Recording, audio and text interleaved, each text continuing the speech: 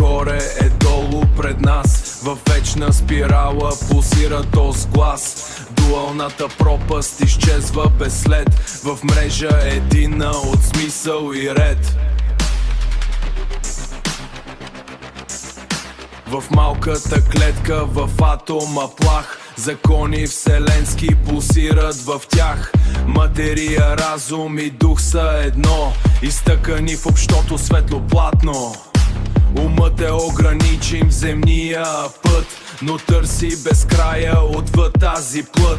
Не литвай към космоса, вгледай се там, дълбоко в душата, във вътрешен храм. Познай себе си, древен глас ни зове. Разкриваш пред тебе безброй светове. Безброй светове. В твоето тихо и тайно сърце държиш на Твореца ключа в ръце. Човекът не е изоставен сирак, захвърлен да стене в безкрайния мрак.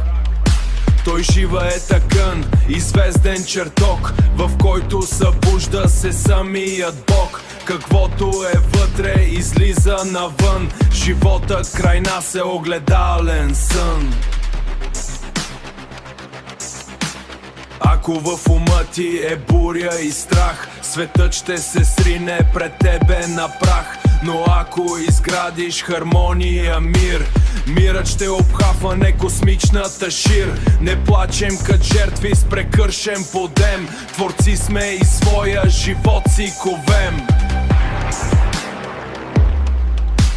Науката днес древни думи чете, в мрежите нови ги вплита и те. Доказват, че космосът целият храм, събран е в атом, сияещо там. Светът е симетрия, смисъл и цел, към пълна хармония винаги смел.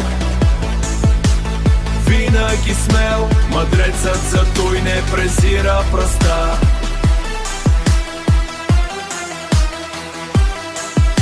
Мъдрецина, щом в нея оглежда се цяла звезда.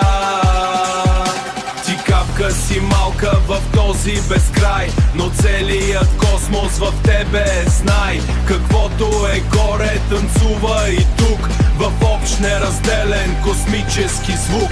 Космически звук.